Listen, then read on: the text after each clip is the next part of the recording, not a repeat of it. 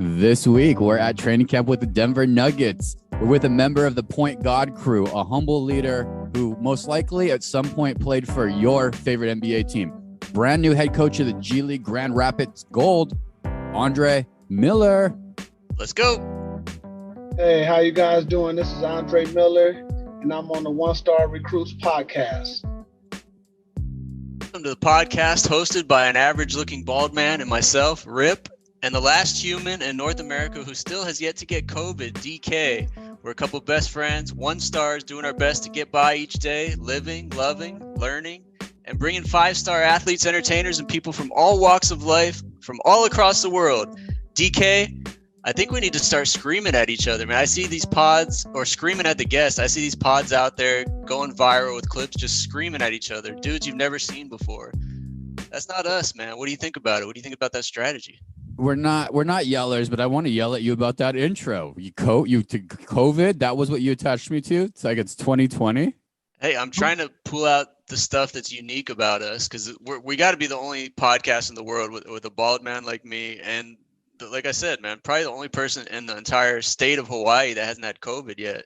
Can you agree? It's just you could have picked a lot of other things. That's all I'm saying, Rip. The one-star intro. I have a lot of other cool things. It's like when you do the exercise, when you're like in a van going to a team bonding event, and you got to say your name and one interesting thing about yourself. I would not say that. Well, how about I'll bring you something new each week that I see interesting about you. Oh yeah, I could do that. That's this week's. So what's your go-to when you're in that scenario where they say, hey, go ahead around the circle, say your name, and say something interesting about yourself? What do you say? You know me, I always go area codes. I know almost every area code in the U.S. and I've known it for 25 years, and that's not something a lot of people can say. So that's always my go-to. I actually auditioned for Price is Right one time out here in L.A. and they kind of asked that question. And so that's what I said. I said, I know every area code in the United States. And they just like, it froze them. They didn't know what to say. They'd never heard it before. And they started quizzing me. Like all these producers were from different parts of the country and I nailed it. For some reason, they didn't pick me to go on Price is Right. It's kind of bullshit. I didn't get picked. Like you played that perfectly. And with one of your superpowers. Damn, they didn't pick you and they even threw some at you. Damn. Yeah, they threw like a Chattanooga at me, fucking Tallahassee, and I guess Bob Barker wasn't down. So anyway, but that's my. Man, you walked out of that thing on that lot thinking you killed it. You think you locked that job up, huh? I thought I had it, man, but I think I watched that episode and it was like some hot chicks and some dudes with hair. So welcome to the life of a one star. Oh, you think because you're bald? There was baldism in the selection there with the Price is Right crew. Some bald bias, yeah, some bald bias. Bob Barker's hair would have looked great against my bald head, though. Yeah, I mean, it would have been a great contrast. You would have kicked ass. That could have been a life changer for you. You really fucked up, man, on that answer, I think. Yeah, it was not one of my better days. What game would you like if you could have got a game? What game would be like if you're like, yeah, I hope I get this game. What price rate game does Rip choose? Oh, it's Plinko for sure. It's the legendary. I mean, just sitting at the top, dropping that thing down and crossing your fingers that it hits the 5K or whatever it is, or the new car. I mean, shit. Yeah, I mean, it's all pretty much luck. That one's probably the most luck once you get there. And then I always think that I have a good technique for the wheel in my head when I watch it. Like, like a golf swing, half swing, quarter swing, full swing, try to really figure it out to hit that big money roller. But damn shame, man. That thing looks like it weighs like 1,000 pounds on TV, but then you see like 5-foot women like spinning it like, crazy fast. So yeah, I want to build one of those in my garage, man. It'd be amazing. Yeah, breaking news. Well, shit, bro. It's been a good weekend, and for one star folks, my favorite moment actually happened just yesterday. Preseason NBA game, believe it or not, up in Seattle. We've had a lot of guests on Seattle, Rip, and we talk about this all the fucking time. It's crazy there's no NBA team there. And our guy Steve Ballmer came up, played Portland and the Clippers. Clippers are going to be really good, by the way, bro, but Clippers. Ballmer got on the mic. The place was fucking packed.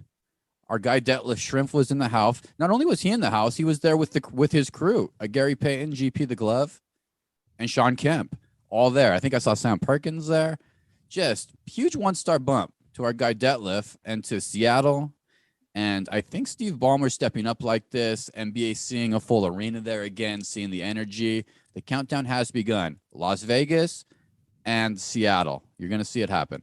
Dude, I feel like the momentum's been building like crazy this summer, even more so than the past few years with the Jamal Crawford's crossover league and bringing all those people up there. People camping out to see all those pros like overnight at the arena up there.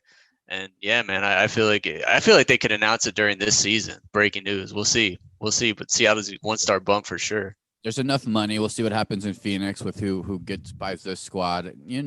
Cool stuff though. Very cool 1-star bumps. Any other 1-star bumps from alumni? It was a pretty big weekend. I know there was some 1-star D bumps. I think we had. Guy Mac McClung got released by the Warriors. Unfortunate. I thought it was a great fit. I won't speak for you. I thought it was a great fit for him to learn, work on his shot. I think his size and maybe defensively, the Warriors want to be able to guard bigger at that position consistently when giving Curry a breather and Poole a breather, I guess. What do you think? Yeah, I think you're right. It was a numbers game. I saw they invited a couple other guys into camp, but it's really, I think you pointed out kind of the defense thing. I mean, not that many guys in the NBA play defense anymore, but I think Mac, man, he might be to the point where, like, what's another season in the G League going to do for him? At this point, like, make the money, go overseas, like Taco Fall, a couple of the other guys did. So we'll see where he ends up, man. But he's still young. He's a really good player, but he might be that G League lifer, So take it overseas. You got a big following and a lot of fans over the world. Yeah, he's a good basketball player. He was doing dunks in pregame. People were going crazy in these preseason games. Our Suns took an L to who did they lose to? Tel Aviv. It's an Australian team, the 36ers. Oh, the Adelaide team. Yeah, I'm sorry. You're right. The Adelaide 36ers. It's a big L. One guy shot the lights out. He's getting all kinds of NBA offers now after scoring 35 on the Suns. I'm not going to get weird about that, but it was interesting. I think a sign of what the season's going to be, just kind of a jumbled mess of not fully getting it together because, as I've said, top-down shit, owner from top to the bottom. Ben Simmons got a preseason run-in. Was fun to watch. Did you catch any of that game real quick, Rip? The new look Brooklyn Nets? Nah, but I heard he got booed at home in Brooklyn, like playing against the Sixers, but he got booed by his home fans. So that's going to be interesting this year, right? Ain't that some shit, bro? I'll tell you who's not going to get booed at all is Andre Miller. They're going to a new building in Grand Rapids. I've never been to Grand Rapids. I've never even looked on a map, to be honest with you. No disrespect, Grand Rapids to see where it is. But it sounds like all kinds of cool shit's happening up there. Is it on a Great Lake, Rip?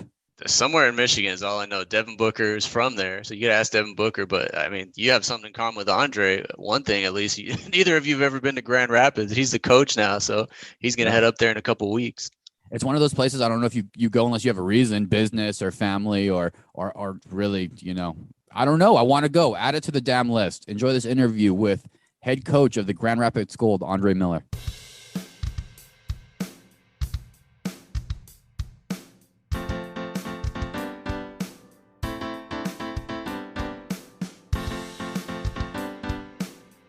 Now joining the 1-Star Recruits podcast, we have a Los Angeles native, a 17-year retired NBA veteran, the new head coach of the G League's Grand Rapids Gold, and a founding father of the old man game, Andre Miller. Thanks for hanging out with the 1-Stars, Coach. Thanks for having me. Hey, look, DK and I here are 1-Stars. We literally have had that old man game for our entire lives, including when we were kids. But you have it copyrighted, trademarked, all of that. So some adjectives that were used to describe your game include clever, crafty, high IQ, fundamentally sound, all those nifty buzzwords. I know there's a lot of pride that goes into it, though. You had a fabulous career, Andre, and you barely ever missed a game because of injury. What is it about that old man game that got respect from your peers when you got the job done? I think for me, first of all, I'll say thanks for having me. As far as the old man game, I guess it's just the old school mentality from watching, basketball growing up, all types of basketball, and just kind of emulating everything that I saw. And, I think the old man just came from, just keeping the game simple, not making it hard for myself, making the job easier for the rest of my teammates. And I think because a lot of people thought that I wasn't as fast or as athletic, as I should have been, that they want to put the old man game to it. So, I enjoyed the career. I like the analogies, and that was just my motto, just to keep the game simple and enjoy playing the game the right way. Life along the old man lines, coach, something that I thought was awesome too. Big nap guy. I read a quote, you have breakfast, you had to practice, and then nap. And I think in 20 years, you said you maybe missed a handful of times, 10, 12 times. You still on that daily nap routine? I try not to be, but I think when I first retired, like the first 2 years, I think I slept like a bear. You know what I'm saying? I was actually hibernating for a couple of years. So just wanted to let my body heal, recover from all the grind, and I did a lot of sleeping and found some other things that I was interested in, and I let the basketball stuff that I follow, I just watch it on TV. So that was my connection. The only way I can relate of that tired is maybe like a 3-day weekend in Vegas, and then I get home and my body is just shuts down. It's a long time, two decades in the NBA. How about napping, like the back of Pepsi Center? Did you have to lay down, or were you one of the nappers who could do like the sit up head nap? Oh no, I need a bed. I need a bed. Yeah, me too. Those guys, airplane sleepers, sit up sleepers. I don't know how they do it. I mean, I could sleep anywhere, but I prefer a bed, and I prefer darkness. So but I could sleep anywhere, man. It was just a part of my routine. It was a part of my life, and that's why I was able to carve out those years in the NBA just by managing my body and getting the right amount of rest. It's so smart. I had to. I mean, check it out. Here's some numbers. 16,000 points, 8,500 assists, 4,500 rebounds. Listeners, here you go. Here's the only other names in this category: LeBron, Oscar, Russell Westbrook, Gary Payton, Chris Paul, Magic Johnson, Jason Kidd. That's it. I mean, Andre, that's Hall of Fame stuff, man. How's that feel when you hear those names? I'm about, respecting the game. It's some mega stars in that category. And my thing was just to be respected by my peers, to put 100% into my craft and not take the game for granted. It was a career that goes by quick, and I got the most of it. I was committed.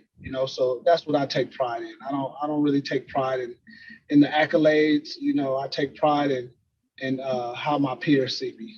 Yeah, and they see you. I mean, Rip and I are from Arizona. The entire city of Tucson, for that matter, the entire state of Arizona, you shut them down in your college career, man. I mean, humbly, the right way. It makes sense that it led to coaching, man, and it brought you to the G League. I love the G League. I worked for the Santa Cruz Warriors for a handful of years. I think it's an amazing league. You're the head coach now, brother, of the Grand Rapids Gold. You're having some ballers up there through Michigan. Steve Ibarra actually is a great friend of the pod, really good friend. He gets the G League. What excites you about working with these young fellas and helping them take their game to the next level? I mean, I'm just humbled. I never thought about being on the other side of the fence as a coach.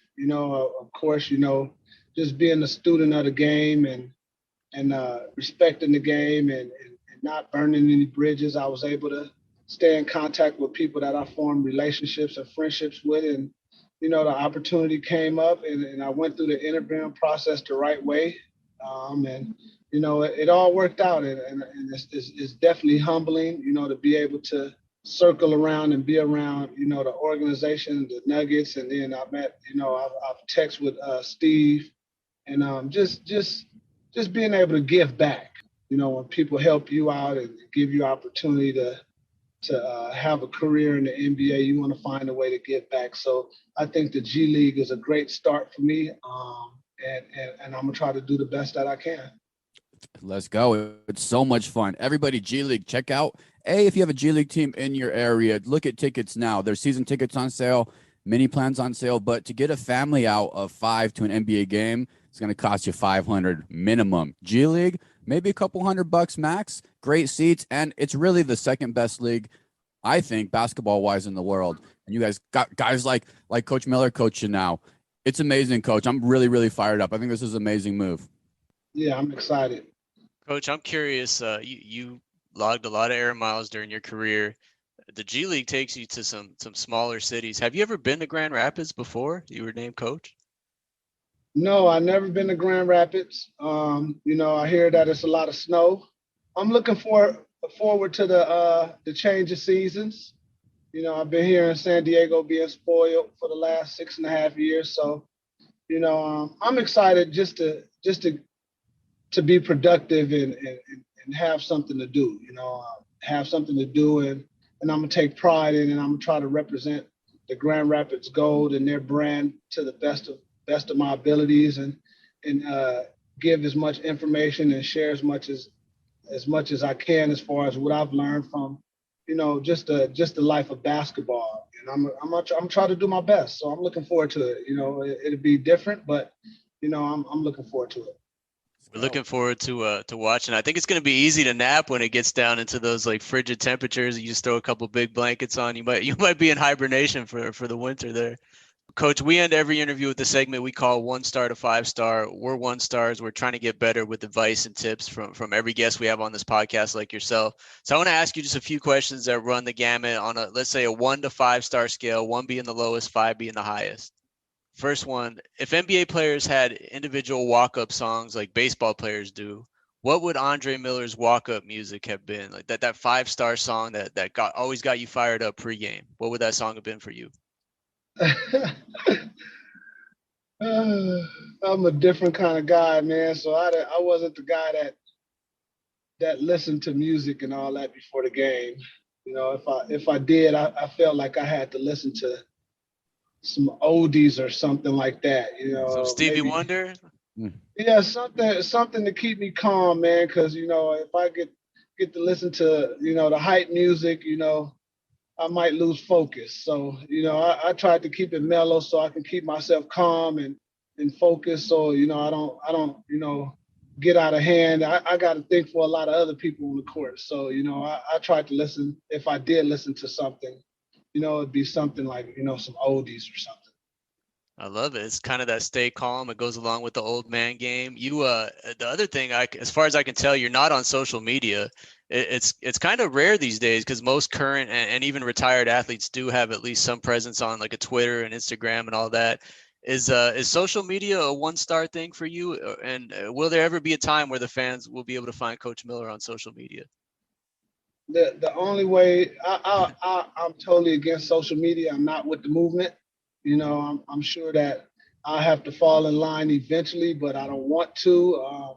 The only way I can see myself doing anything social media is if I get a job where I would be required to have a social media, platform.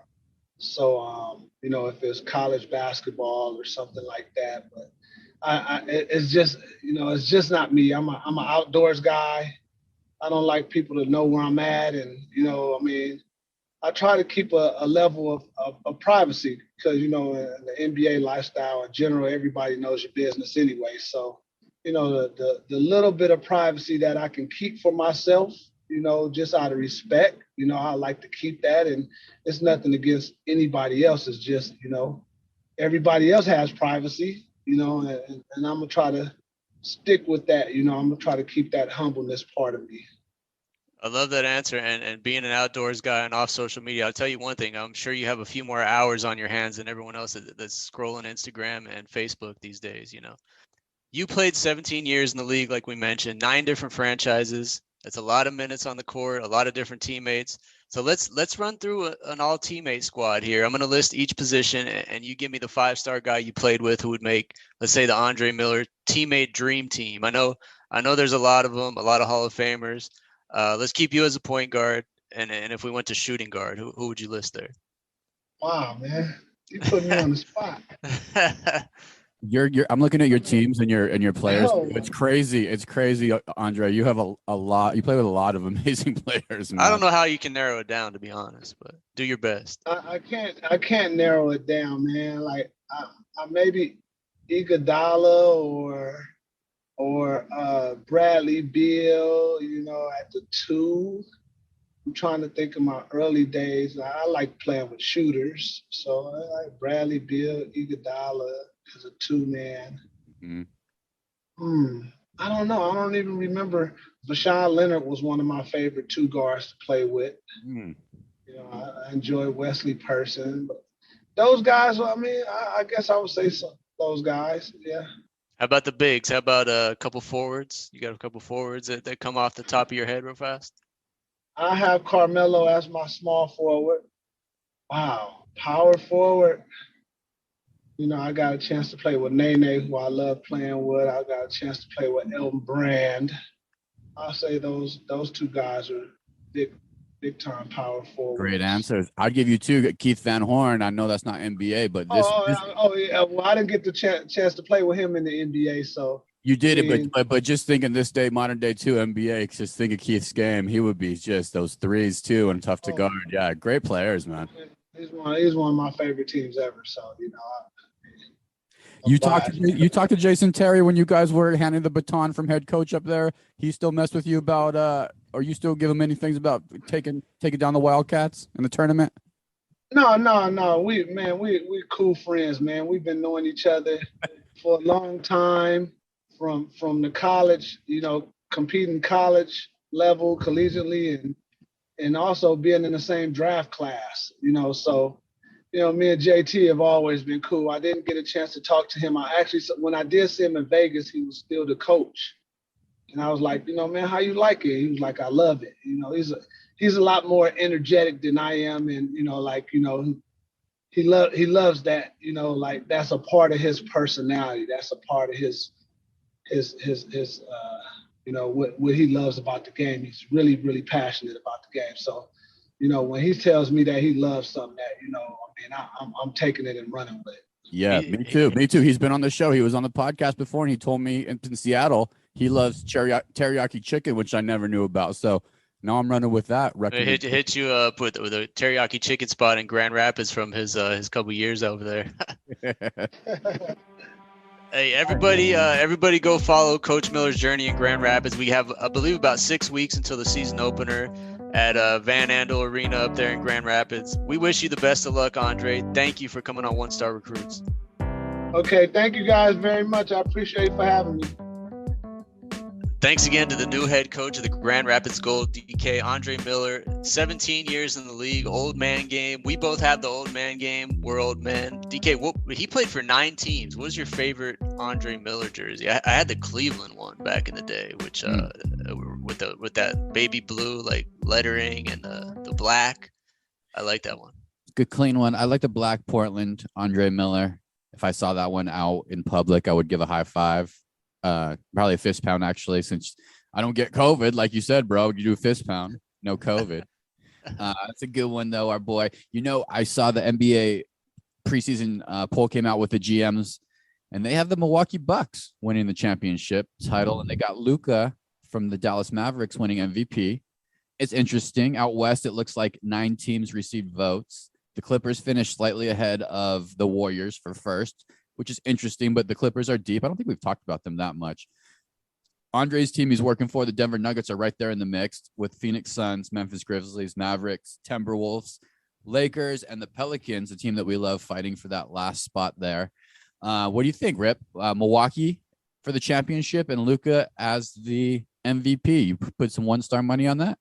Man, I mean, you're a little early. We haven't any real preseason games, barely, but yeah, I mean, those are all the big guns that everyone's talking about. I think a lot of people talking about New Orleans as a sleeper this year. I mean, they did so well in the playoffs last year, and they got Zion back.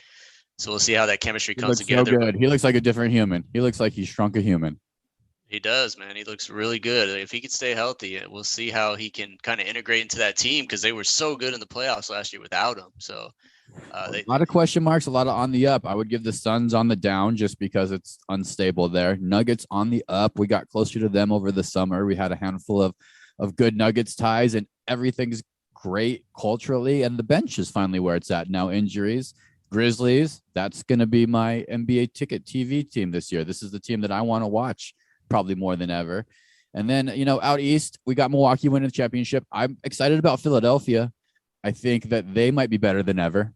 So we'll see. Stay tuned. We got our guy George Niang on that squad, former one-star alum there. What about Boston, the team that represented the finals last year? You think all that stuff is too much for them to overcome, or? Yeah, I think they're all mentally soft a little bit as it is, as the makeup of that team is. And like Philadelphia really they got They got Montrez, who got some minutes in that preseason game against Brooklyn last night and looked like he found his style back. Maybe he lost it a little bit in Charlotte, trying to do a little bit too much. So it looks like he's got kind of that X factor there. We'll see. And then, man, Giannis from Milwaukee is the MVP, and he's been just doing the best interviews I've ever seen. He seems so centered and balanced. I know you liked his Disney movie, Rip. I don't see him. He's unstoppable human being that really is going to be 5-on-1 when Giannis comes to town this year with a lot of open threes for that Milwaukee Bucks team. So I'm really excited about the NBA. They did a great job. I saw the Warriors playing in Japan. Obviously, the Suns took that L to the Australian team. It's a worldwide sport. NFL is number one, Rip, but NBA is coming. It's quick on its heels. Let's get another expansion team in Canada, man. Let's run that back. But yeah, no, Vegas and Seattle, I think is next. DK. All you got to do to me is move Memphis and New Orleans to the east. Open up 2 spots in the west for Vegas and Seattle. Done deal. Let's get on it, Adam Silver. Yeah, that's it. Solution. There's solutions. Rip is the solution, man. Dude, I got fucking ringworm, bro.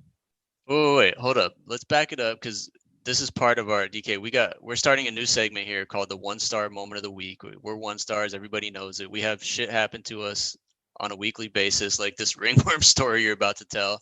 That's just 1-star moments. I probably have it happen daily, but we're gonna pick the best one from the week and roll with it and see how people like it. So ringworm, man, what is that? Is that like an actual worm under your skin? Ringworm. I don't know. It's like it feels like a thing that animals get or like maybe drug addicts get. I don't know. I never had it before. Yeah, ringworm, bro. No worm involved. It was on my foot area and my ankle. Started as an itch, became this elevated fucking ring. Got on the Google machine, figured it out. A little bit of ringworm. Head over to Walgreens, get some Lotrimin Ultra. Been going on the ringworm every single day since. And no actual worms are involved in the ringworm. It has gone from an itchiness level of a 10 plus down to a 1. So pretty much I'm winning, bro. Dude, I'd call it a 1-star moment. I'm just reading here off of NHS Inform. It's estimated that 10 to 20% of people have ringworm in their lifetime. And I'd say that 10 to 20% of people are 1-stars like us. So it fits the 1-star moment thing. It says it's super contagious though. Did you pass it on to anybody? We don't think so, but the possible. I did a self-investigation. I did a Dateline NBC on it myself, and I got it either from I think the pool area or the gym. Being barefoot, sometimes I do a little barefoot. You know, it's Hawaii. It's a lifestyle here.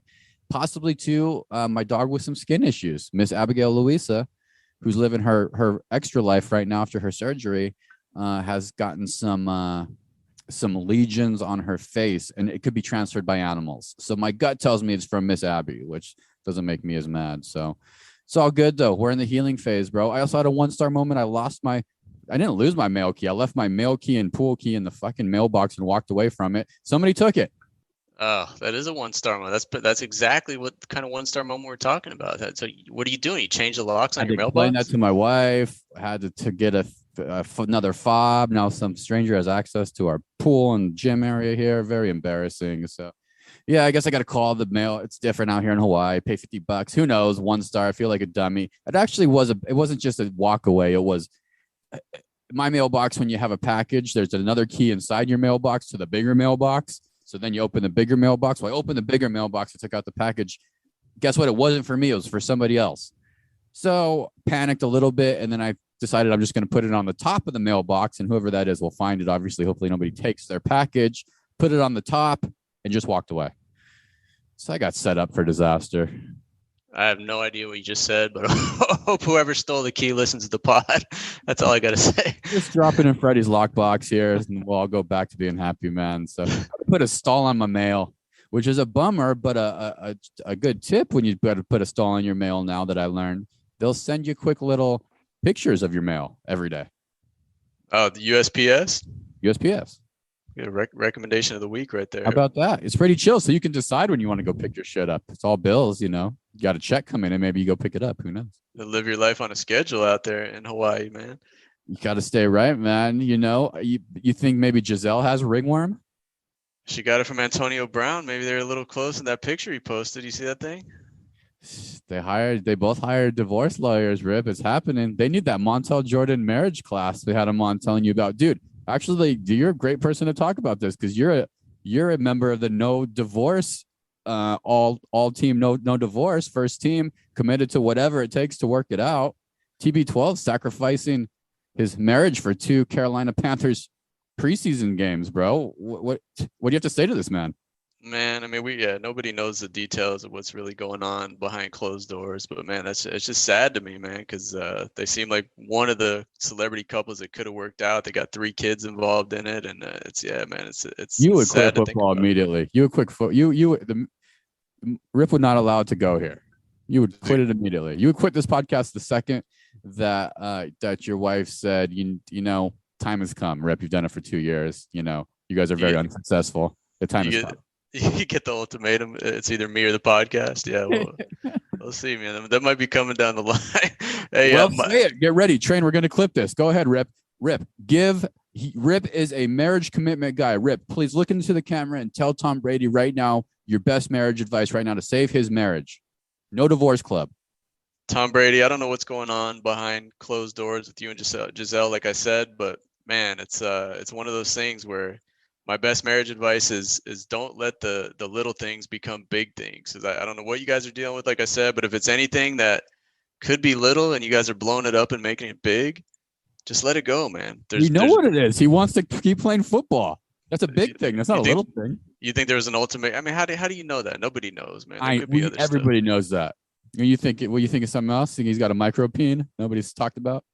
You're telling me he's choosing one more year of football over a marriage with 3 kids? I mean, there's definitely other factors.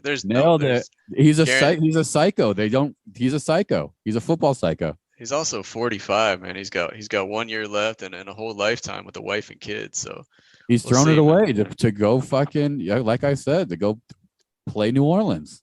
Maybe they'll reconcile. I'm an optimist, DK. I don't know if that clip's gonna go viral, man. He might be doing the little things and not the big things in this situation. TB12, who knows?